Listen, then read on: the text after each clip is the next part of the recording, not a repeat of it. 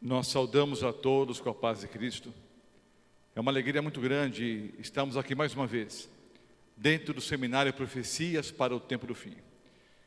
Eu espero sinceramente que a palestra de hoje possa ser de enriquecimento espiritual para a sua vida. Hoje à noite nós vamos estudar a respeito de Daniel, o capítulo 10. Abra sua Bíblia, nós vamos ler o capítulo na íntegra. Daniel, o capítulo 10, os versículos 1 em diante. No terceiro ano de Ciro, rei da Pérsia, foi revelada uma palavra a Daniel, cujo nome é Beltesazar.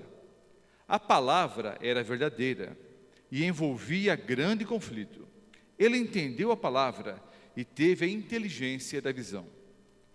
Naqueles dias, eu, Daniel, pranteei durante 3 semanas. Manjar desejável não comi, nem carne, nem vinho entraram na minha boca. Nem me ungi com óleo algum, até que passaram as 3 semanas inteiras.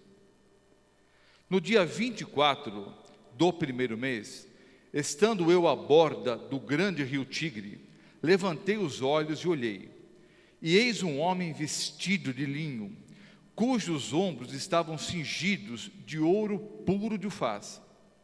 O seu corpo era como berilo, o seu rosto como um relâmpago, os seus olhos como tochas de fogo, os seus braços e os seus pés brilhavam como bronze polido, e a voz das palavras era como o estrondo de muita gente.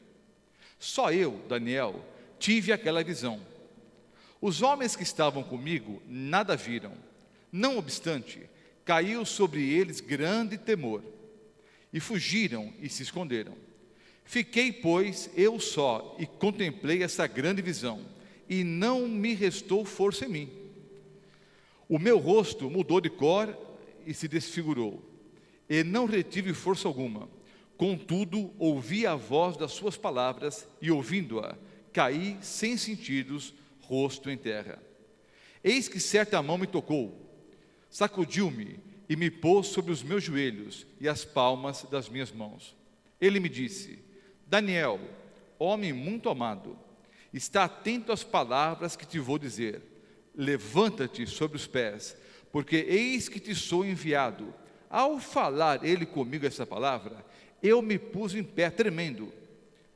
Então me disse: não temas, Daniel, porque desde o primeiro dia em que aplicaste o coração a compreender e a humilhar-te perante o teu Deus, foram ouvidas as tuas palavras, e por causa das tuas palavras é que eu vim. Mas o príncipe do reino da Pérsia me resistiu por 21 dias. Porém Miguel, um dos primeiros príncipes, veio para ajudar-me, e eu obtive vitória sobre os reis da Pérsia. Agora vim para fazer-te entender o que há de suceder ao teu povo nos últimos dias, porque a visão se refere a dias ainda distantes.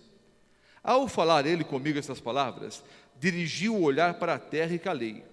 E eis que uma, como a semelhança dos filhos dos homens, me tocou os lábios. Então passei a falar, e disse àquele que estava diante de mim: meu Senhor, por causa da visão me sobrevieram dores, e não me ficou força alguma. Como, pois, pode o servo do meu Senhor falar com o meu Senhor? Porque quanto a mim, não me resta já força alguma, nem fôlego ficou em mim. Então me tornou a tocar aquele semelhante a um homem, e me fortaleceu, e disse: não temas, homem muito amado, paz seja contigo, sê forte, sê forte. Ao falar ele comigo, fiquei fortalecido e disse: fala, meu Senhor, pois me fortaleceste. E ele disse: sabes por que eu vim a ti? Eu tornarei a pelejar contra o príncipe dos persas, e saindo eu, eis que virá o príncipe da Grécia. Mas eu te declarei o que está expresso na escritura da verdade, e ninguém há que esteja ao meu lado contra aqueles, a não ser Miguel, vosso príncipe. Eu creio que Daniel capítulo 10 apresenta de maneira muito clara, talvez seja o texto bíblico que apresenta de maneira mais clara o grande conflito entre o bem e o mal. Em Daniel capítulo 10, nós encontramos uma cena muito clara do conflito entre o bem e o mal. Daniel, estudando as profecias bíblicas, estudando o profeta Jeremias, e você pode ler comigo Daniel capítulo 9, o versículo 2. Daniel 9, versículo 2. No primeiro ano do seu reinado, eu, Daniel, entendi pelos livros que o número de anos que falara o Senhor ao profeta Jeremias, que haviam de durar as assolações de Jerusalém, era de 70 anos. Você pode conferir em Jeremias 25, 11 e Jeremias 29, 10. Nesses dois textos, o profeta Jeremias, instruído por Deus, disse que o tempo de permanência do povo de Israel no cativeiro em Babilônia seria de 70 anos. A essa altura, o texto que nós lemos fala que era o terceiro ano do reinado do rei Ciro. Era o ano 535. Então notem, Daniel foi levado para o cativeiro no ano 605 a.C. Agora era o ano 535 a.C. Então, Daniel estava há 70 anos no cativeiro. Era agora um senhor com mais ou menos 87 anos de idade. E ele sabia pelas profecias bíblicas que após 70 anos de cativeiro, eles deveriam ser libertos para voltarem para Jerusalém. E Daniel ansiava, estava ansioso por essa data. Ansioso para presenciar o cumprimento da profecia, porque ele queria voltar a adorar em Jerusalém. Mas aparentemente, o momento predito pela profecia estava se chegando, a data estava se cumprindo e a profecia aparentemente estava estagnada. Não havia nenhuma evidência de que Ciro libertaria o povo. Então o que fez Daniel? Daniel por 21 dias orou e jejuou. Ele disse: não comi nenhum manjar, não tomei vinho, não comi carne. Durante 21 dias eu jejuei, orando a Deus. Daniel orou 21 dias, uma oração intercessória, porque ele queria ver a profecia se cumprindo. Após as 3 semanas, e aparentemente nada ocorria, ele teve então a visão que está relatada aqui no capítulo 10. Vejam, Daniel orou por 21 dias. Eu não sei se você já orou alguma vez e aparentemente não recebeu resposta alguma. Eu não sei se você já orou algumas vezes e aparentemente a resposta não veio. E você orou, aguardando uma resposta. E muitas pessoas dizem o seguinte: pastor, eu tenho orado, mas parece que a minha oração não passa no teto. Talvez você tenha enfrentado já uma situação semelhante à que Daniel enfrentou. A primeira lição que eu quero tirar nesse momento é a seguinte: Daniel perseverou em oração. Se Daniel tivesse orado apenas um dia, se ele tivesse desistido na primeira semana, se Daniel tivesse parado de orar ou deixado de orar na segunda semana, qual teria sido o resultado da história? O fato é que Daniel perseverou em oração. A minha mãe orou mais de 40 anos para o meu pai, Rubens Mota, aceitar Jesus como Salvador e Senhor. Depois de 40 anos ou mais orando, um dia eu tive o privilégio de batizar o meu pai numa grande conferência na Igreja Central Paulistana, lá no bairro da Liberdade, em São Paulo. Se minha mãe tivesse orado uma semana, ou um mês, ou um ano, qual teria sido o resultado em relação ao meu pai? Teria meu pai abraçado a Jesus como Salvador e Senhor? Teria meu pai sido batizado? Se minha mãe tivesse desistido no primeiro ano ou no segundo ano? A primeira lição que nós precisamos entender, queridos, é que nós devemos perseverar em oração.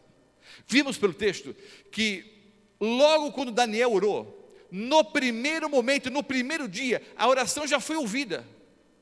Foi ouvida e foi atendida. Mas o que aconteceu? Notem, Daniel orou. No primeiro momento, a oração já foi ouvida e já foi atendida. O anjo Gabriel foi enviado por Deus para convencer o rei da Pérsia a libertar o povo de Israel. Mas havia um grande conflito. Qual era o grande conflito? De um lado, Gabriel, tentando convencer o rei da Pérsia. Do outro lado, o príncipe desse mundo, que a Bíblia chama de o príncipe da Pérsia.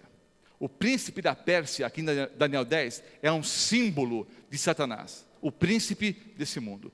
Então havia um grande conflito. O rei Ciro no meio do conflito.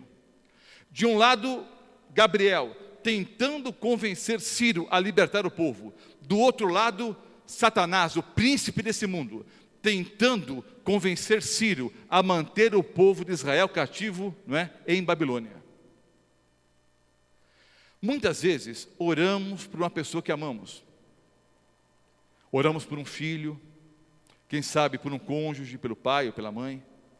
Oramos, e algumas vezes nos parece que Deus não está ouvindo e muito menos atendendo a oração. Entenda uma coisa, queridos. Desde o primeiro momento que a senhora orou, que o Senhor orou, Deus já ouviu e já atendeu. Mas quando fazemos uma oração intercessória, quando oramos por uma outra pessoa, quando há outras pessoas envolvidas, Deus precisa levar em consideração o livre-arbítrio das outras pessoas envolvidas. Então notem, Daniel orava para que o povo fosse liberto. Deus no primeiro momento ouviu a oração e já enviou Gabriel. Mas por 3 semanas houve uma guerra espiritual entre o bem e o mal. Só que após 3 semanas, como Daniel perseverou em oração, um outro ser, uma outra pessoa veio para a batalha. E quando essa pessoa entrou no campo de batalha, quando entrou na briga, a briga simplesmente o quê? Acabou. E Ciro libertou o povo de Israel. Quem é essa pessoa? A Bíblia chama de Miguel. Quem é Miguel? Nós, adventistas do 7º dia, queremos que Miguel é um nome de guerra para Jesus. Você sabe que o Senhor Jesus tem vários nomes na Bíblia. É o leão da tribo de Judá, é o Cordeiro de Deus que tira o pecado do mundo, é o Senhor dos senhores, é o Alfa e o Ômega, é o Príncipe da paz, é o Messias, é o Cristo. Há vários nomes para Jesus na Bíblia. E nós cremos, nós adventistas do 7º dia cremos, que Miguel é um dos nomes de Jesus na Bíblia, e é um nome de guerra. Muitas vezes, nós somos criticados por irmãos de outras denominações, que nos acusam de colocarmos o Senhor Jesus no mesmo patamar de um anjo. Nós não pensamos assim. Se você assistiu a palestra que fizemos sobre a Trindade, você já descobriu que nós, adventistas do 7º dia, cremos que o Senhor Jesus é Deus, coeterno com o Pai, Deus eterno. Nós cremos que Miguel é um dos nomes para Jesus. Por quê? Vejam só. Na visão que Daniel teve, nós vimos aqui o relato, nos versículos 5 em diante, se você comparar essa pessoa que Daniel viu aqui, nos versículos 5 em diante, com Apocalipse, o capítulo 1, em Apocalipse, o capítulo 1 está muito claro, que quem João viu foi Jesus Cristo.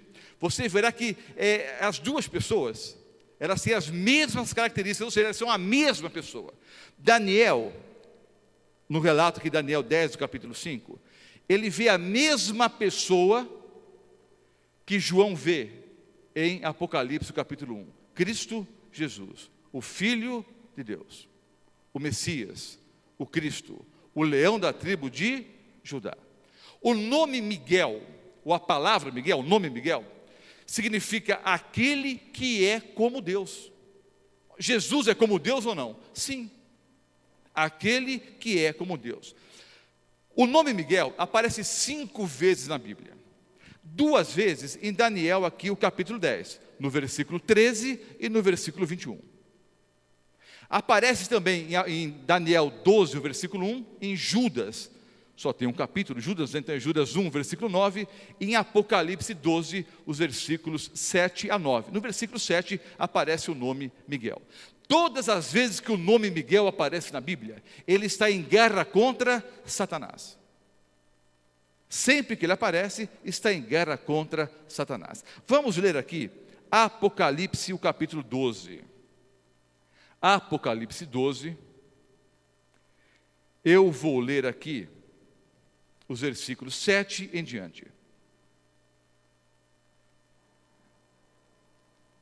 Dentro da série, nós estudamos Daniel, Apocalipse 12, versículo por versículo. E vimos que há 4 guerras em Apocalipse, capítulo 12. Não vamos entrar nos detalhes agora, porque já estudamos isso numa outra aula. Mas vamos ler os versículos 7 em diante. Apocalipse 12, os versículos 7 em diante. Houve peleja no céu. Miguel e os seus anjos pelejaram contra o dragão. Também pelejaram o dragão e os seus anjos. Todavia não prevaleceram, nem mais se achou no céu o lugar deles. E foi expulso o grande dragão, a antiga serpente, que se chama Diabo e Satanás, o sedutor de todo o mundo. Sim, foi atirado para a terra e com ele os seus anjos. Então vejam, queridos, houve guerra no céu. Miguel e os seus anjos pelejaram. Também pelejaram o dragão e os seus anjos. Todavia não prevaleceram, nem se achou no céu lugar para eles. Então foi expulso do céu o grande enganador, a antiga serpente, o dragão que se chama Satanás, o acusador, não é, de todo o mundo. Então vejam, Miguel tem anjos ao seu lado. Miguel é o comandante desses anjos. E Miguel tem autoridade para expulsar o diabo do céu.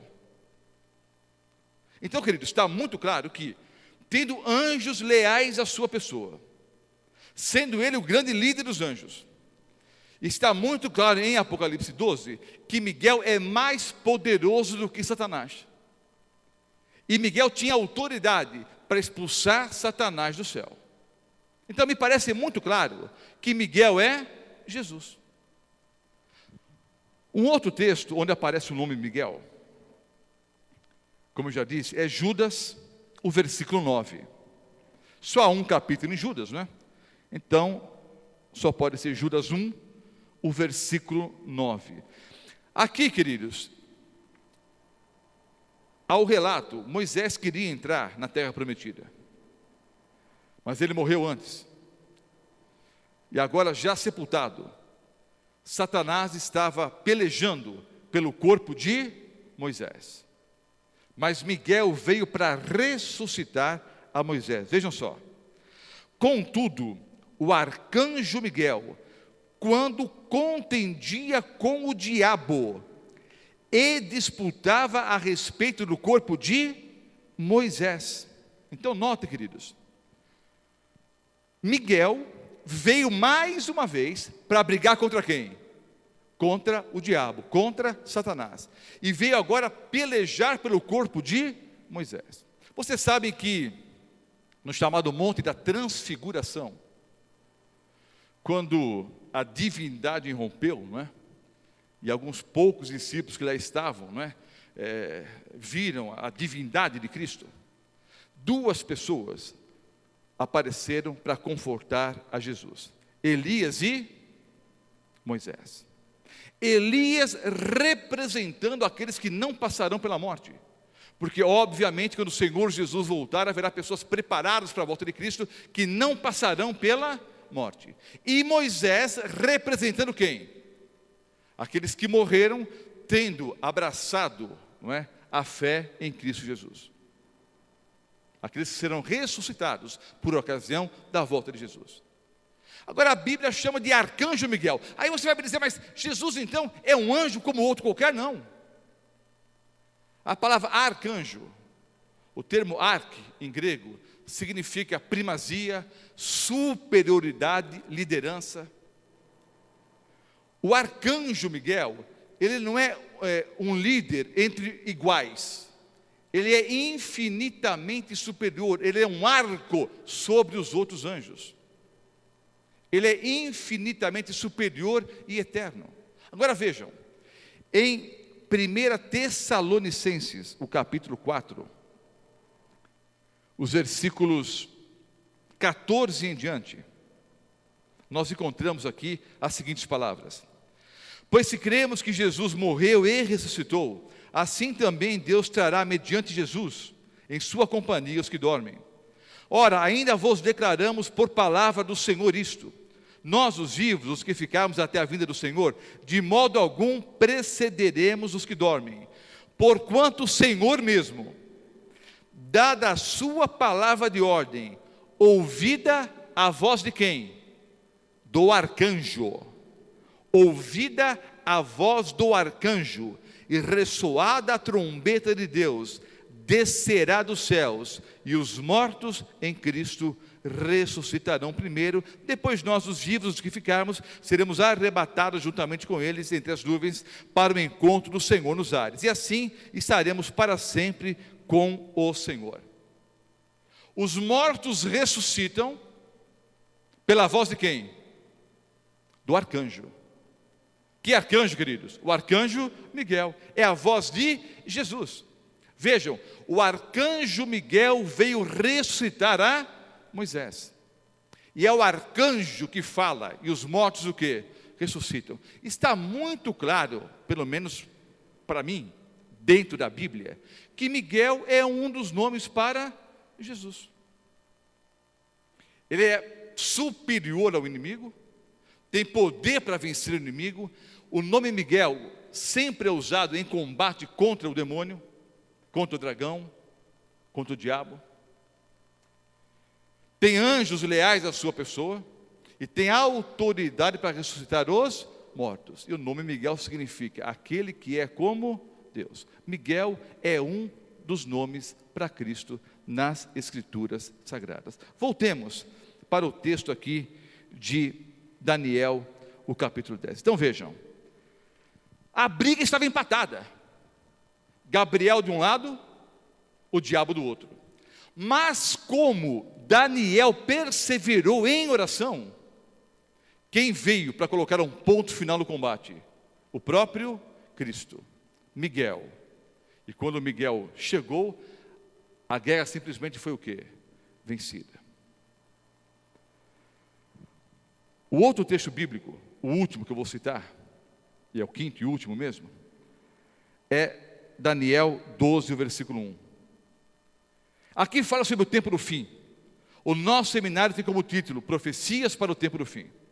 É uma profecia para os dias em que nós vivemos. Vejam só. Nesse tempo, que tempo? O tempo do fim. Se levantará Miguel, o grande príncipe, o defensor dos filhos do seu povo, e haverá tempo de angústia, qual nunca houve, desde que houve nação até aquele tempo. Mas naquele tempo será salvo o teu povo, todo aquele que for achado inscrito no livro. Muitos dos que dormem no pó da terra ressuscitarão, uns para a vida eterna e outros para a vergonha e horror eterno. O texto claramente fala sobre o tempo do fim, o tempo que precede a volta de Jesus. Nesses dias, queridos, Miguel se levantará. Entenda uma coisa que já foi explicada em outras aulas do seminário Profecias para o tempo do fim. Já ensinamos para vocês que todas as vezes na Bíblia que Deus se assenta é início de juízo, é início de julgamento. E todas as vezes na Bíblia que você ler que o juiz se levantou, que Jesus se levantou, que Deus se levantou, que Miguel se levantou, é final de julgamento. Então nota, queridos, naquele dia se levantará Miguel, é final de julgamento. Nesse caso, é o final do juízo investigativo. Quando Miguel se levanta, e quem está sujo continue sujo, quem está limpo continue limpo. Quem é santo, santifique-se mais ainda. E quem está sujo, suje-se mais ainda. E nesse tempo de angústia, segundo a Bíblia, um tempo que jamais houve, desde que existe nação na terra. Essa é a angústia que nós vamos enfrentar nos últimos dias. Mas qual é a boa nova? Miguel vai pelejar ao nosso lado. Miguel vai vencer as nossas batalhas. Miguel vai vencer o nosso combate. O que eu preciso entender, a lição é muito simples, é que eu preciso perseverar em oração. Se Daniel tivesse orado, insisto, apenas um dia, ou apenas uma semana, ou apenas 2 semanas, ele perseverou em oração e veio a resposta: Daniel, homem muito amado. Porque Daniel era amado por Deus e perseverou em oração, a sua oração foi atendida. Há uma boa nova para você e para mim. Todos nós que estamos ao vivo aqui nesse auditório, e todos que assistem o DVD agora, entendam uma coisa: todos nós somos muito amados por Jesus. Nós somos tão amados que Jesus revestiu-se da humanidade e veio a esse planeta para morrer em nosso lugar. A unidade de maior valor no universo é a alma humana. Você tem valor, porque Jesus morreu em seu lugar na cruz do Calvário. Você é uma pessoa muito amada. Talvez você enfrente hoje uma baixa autoestima. Talvez você pense: ninguém me quer, ninguém me ama, ninguém me respeita. Mas entenda que o Criador e mantenedor de todo o universo te ama. Você é muito amado ou muito amada por Jesus. E Jesus está ouvindo a cada oração, está atendendo a cada oração. Talvez você não consiga perceber isso agora, mas notem, Daniel também não estava enxergando, mas havia uma grande guerra espiritual. Nós vivemos hoje na mesma guerra espiritual. Entenda, quando a senhora ora pelo seu filho, quando o senhor ora pela sua esposa, quando você ora pelo seu papai, pela sua mamãe, há uma guerra espiritual entre o bem e o mal. Persevere em oração e a vitória virá. Eu quero relembrar rapidamente alguns pontos importantes sobre a oração. Primeiro ponto: toda pessoa normal ora. É falta de humanidade, é perda de humanidade quando eu deixo de orar. Toda pessoa normal ora. Segundo ponto importante: na verdadeira oração eu sempre deveria dizer: Senhor, o que queres que eu faça? Eu posso e devo pedir muitas coisas a Deus, mas na verdadeira oração eu também deveria me colocar à sua disposição. Senhor, o que queres que eu faça? Terceiro ponto importante: toda oração obrigatoriamente tem que ser feita em nome de Jesus. Sabe esse negócio? Alguns adesivos por aí, em alguns automóveis. Peça para tal pessoa que Jesus atende. Ou peça para a mãe que o filho atende. Ou fale com tal santo que Jesus ouve. Queridos, entenda uma coisa: oração não é como repartição pública. Não tem vários intermediários, não tem que falar com um para falar com o outro, para falar com o outro. A oração, queridos, e isso é uma questão antiga, não é? É DDD, é descagem direta com Deus. Não tem que passar por um ramal, para depois ligar para outro ramal, falar com um santo aqui, com uma santa ali. É direto com Deus. Você fala direto com Jesus. Não tem intermediário. Toda oração tem que ser feita em nome de Jesus. Deus pode atender de várias formas as orações, mas basicamente Ele diz sim, diz não, espere um pouco. Nós precisamos perseverar em oração, precisamos gastar mais tempo em oração, precisamos mergulhar no mundo da oração, e precisamos falar de forma sincera, sem aquelas orações mecânicas. Senhor Deus, muito obrigado pelo dia maravilhoso que eu tive. Eu não tive dia maravilhoso, coisa nenhuma. Brigou com o patrão, brigou com a mulher, bateu o carro, um dia terrível. Aí você chega e diz: obrigado, Senhor. Não, diga: Senhor, olha, estou chateado, estou triste. Bem da verdade, não estou nem afim de orar hoje. Abra o coração a Deus, como você fala com um amigo, com respeito, é lógico, mas abra o seu coração na oração, como falando com um grande amigo, porque Jesus é o nosso maior e melhor amigo. Durante a Segunda Guerra Mundial, um casal lutava contra os nazistas. Eles faziam parte da resistência francesa. Só que eles foram descobertos pelos alemães. Então a resistência francesa bolou um plano de fuga. Eles estavam sendo procurados pelos alemães nazistas. Então a resistência bolou um plano de fuga. Como os nazistas procuravam um casal, então a estratégia era a seguinte: basicamente eles fugiriam em separado e depois se encontrariam numa estação de trem.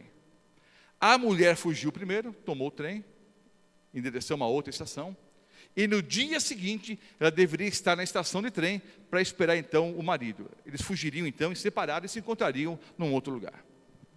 O fato é que eles jamais se encontraram. Nunca mais se encontraram.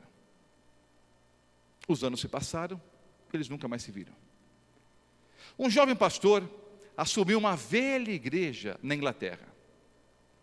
Construção antiga, a igreja precisava de uma grande reforma, mas o jovem pastor e a sua esposa receberam aquela igreja com muito amor, com muito carinho, e logo no primeiro culto, quando ele e a esposa foram apresentados à igreja, ele rapidamente percebeu que uma reforma seria necessária. Faltavam poucos dias para o Natal. Então, antes de começarem uma grande reforma, o pastor e a esposa compraram tinta e pintaram o interior da igreja, preparando a igreja para o quê? Para o culto da véspera de Natal. Trabalharam ali 3 ou 4 dias, não é? Para deixar a igreja mais bonita, mais limpa, para o culto da véspera de Natal. Terminaram o trabalho, gostaram do que haviam feito, para a honra e glória de Deus, se ajoelharam, agradeceram a Deus, foram para casa. À noite desabou um grande temporal, e o pastor e a esposa ficaram preocupados com a velha igreja. De manhãzinha, véspera de Natal, a primeira coisa que o pastor e a esposa fizeram foi correr para a igreja.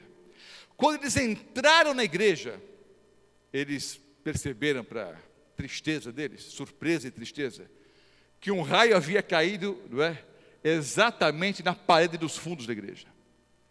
E havia, não é, na parede logo atrás do altar, um grande buraco, e a parede chamuscada, pelo relâmpago, pelo raio que ali caiu. A mulher se ajoelhou e começou a chorar. É véspera de Natal e nós trabalhamos tanto, preparamos a igreja. O pastor disse: seja feita a tua vontade. A mulher foi embora para casa chorando. E o pastor ficou ali sentado um pouco, pensando em alguma forma de tapar aquele buraco ali.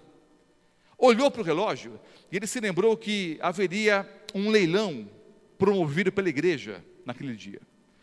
Com os fundos arrecadados do leilão, eles pretendiam comprar mantimentos e brinquedos para as crianças pobres no Natal. E ele se lembrou então do leilão e pensou: eu sou pastor da igreja, é uma promoção da minha igreja, eu não posso faltar. Ele foi até o leilão, ainda triste, preocupado com a igreja, com aquele acidente. Em determinado momento, foi leiloada uma toalha de mesa, uma toalha muito grande. O pastor olhou para a toalha, uma toalha bonita, mas meio fora de moda. O pastor olhou e teve uma ideia. Aí ele deu um lance bem baixinho. E as outras pessoas, ou porque não tiveram interesse pela toalha, ou em respeito ao pastor, ninguém deu o que? Um lance maior. E o pastor então arrematou a toalha. Pegou a toalha, correu para a igreja. E aquilo que ele havia imaginado, realmente deu certinho. Ele abriu a toalha e a toalha cobria exatamente o buraco que estava na parede. Colocou a toalha, até combinou com a pintura da igreja. Ele se ajoelhou, agradeceu a Deus. Vamos ter daqui a poucas horas um bonito culto, uma bonita festa aqui na igreja. Quando o pastor se levanta da oração, ele olha pela janela, olha para o ponto de ônibus e há uma senhora lá. E o pastor sabia que levaria vários minutos para o ônibus passar por ali. Inverno, hemisfério norte, época do Natal, é uma época muito fria. O pastor saiu da igreja, se apresentou para aquela senhora e disse: olha, eu sou pastor da igreja, eu vi a senhora aqui no ponto de ônibus, e eu quero dizer para a senhora que vai levar no mínimo uns 45 minutos para o ônibus passar por aqui. A senhora não quer se abrigar na igreja? Está muito frio. E aquela senhora então aceitou. Quando a senhora entrou na igreja, o pastor ficou surpreso, porque a mulher arregalou os olhos e foi em direção ao altar, e foi rapidamente em direção à toalha. Começou a passar a mão na toalha, e chorava. Passava, as mãos na toalha e chorava. O pastor ficou surpreso, não sabia o que estava acontecendo. E disse: irmã, há alguma coisa de errada? Aconteceu alguma coisa? E aquela senhora disse: pastor, essa toalha é minha. Meu esposo e eu compramos essa toalha. E só usávamos a toalha quando o bispo ia jantar em casa. Veja aqui, pastor, aqui estão as iniciais do meu esposo e as minhas iniciais, bordadas aqui em dourado. Nós mandamos fazer essa toalha. E só usávamos a toalha em momentos especiais. E como eu disse, especialmente quando o bispo ia jantar em nossa casa. E a senhora disse: eu e meu esposo trabalhávamos pela resistência francesa. Fomos descobertos, perseguidos, fugimos em separado. Marquei um encontro com meu esposo numa estação ferroviária, mas nunca mais o encontrei. Mas há mais de 30 anos eu oro, pastor, para reencontrar meu esposo. Há mais de 30 anos eu oro. Aí o pastor disse: bom, irmã, pegue a toalha e leve embora, a toalha é sua. Não, não, pastor, por favor. Eu estou feliz que ele está servindo para uma boa causa. Só estou chorando porque ela me traz grandes recordações, grandes lembranças. Eu continuo amando demais meu esposo. E há mais de 30 anos tenho esperado por ele. E tenho orado para que Deus me mostre onde ele está. Que Deus nos aproxime, nos reaproxime outra vez. O pastor orou por aquela mulher, ela se despediu. O pastor pegou o nome, o endereço dela. À noite o pastor voltou para a igreja. Sabia que a mulher ia para uma outra cidade vizinha para trabalhar como governanta. À noite o pastor fez um belíssimo sermão, véspera de Natal. Um sermão inspirado, coral cantou, uma festa muito bonita. Aí o pastor ficou à porta cumprimentando as pessoas, Deus te abençoe, um Feliz Natal, Deus te abençoe, um Feliz Natal. Todas as pessoas saíram. Quando o pastor ia fechar a igreja, ele viu um senhor idoso, assentado no primeiro banco. O pastor foi até ali e o homem tinha lágrimas nos olhos. Posso ajudá-lo, irmão? Pastor, olha, eu poderia jurar para o senhor que aquela toalha ali é minha.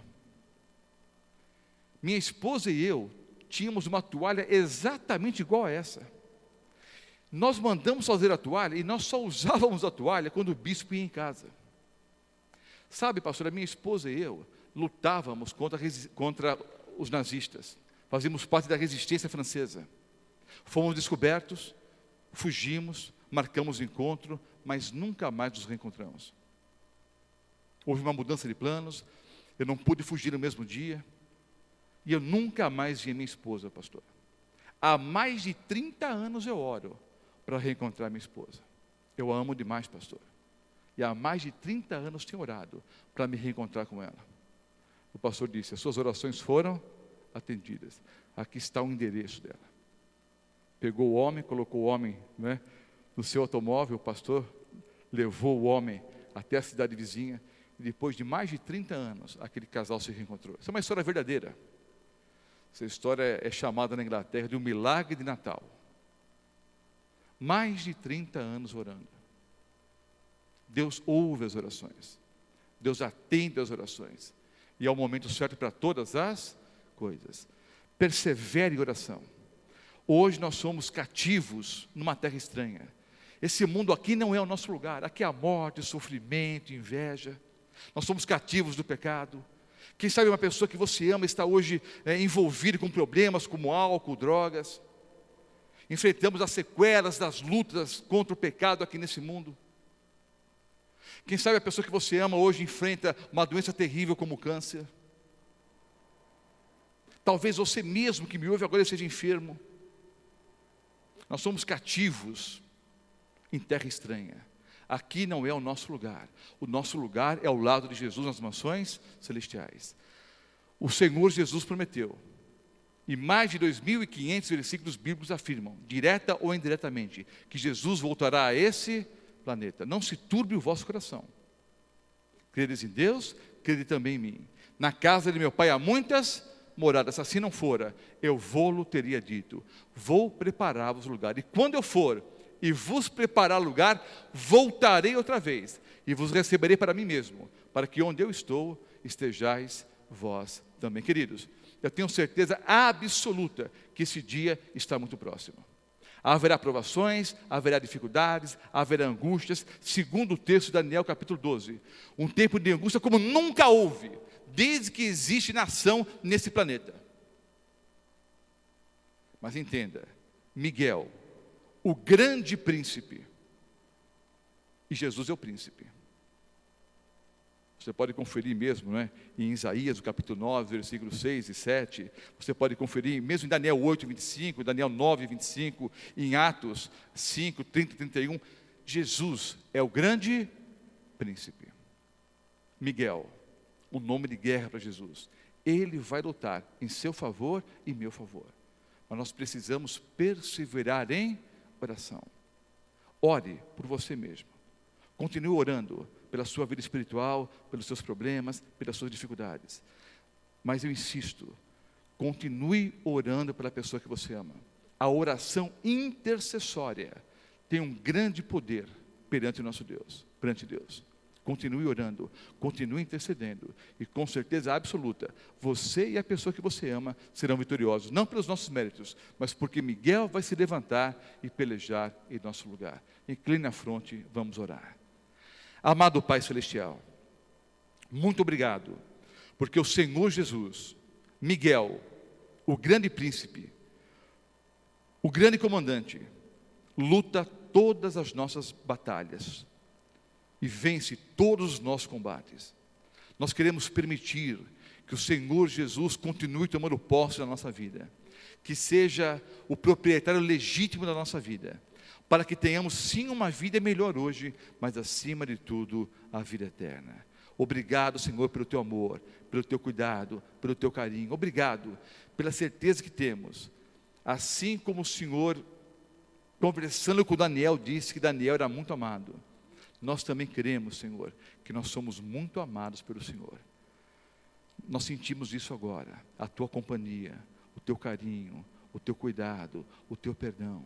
Nós temos orado, Senhor, e vamos continuar orando por nós mesmos, pelos nossos pecados, pelas nossas dificuldades, pelos nossos anseios, pelos nossos planos.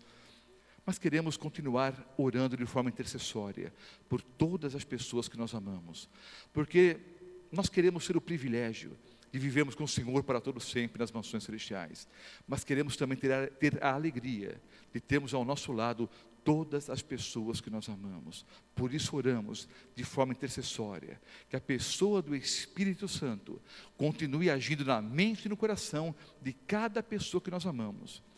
Nosso filho, nossa filha, o cônjuge, o papai, a mamãe. Tu sabes, Senhor, quais são as pessoas pelas quais nós temos orado. Que o Teu Santo Espírito trabalhe na vida de cada uma delas, que elas, o mais rapidamente possível, tomem uma posição definitiva ao lado de Jesus, e que estejam um dia com Ele nas mansões celestiais. Perdoa os nossos pecados, nós oramos em nome de Cristo. Amém, Senhor Deus.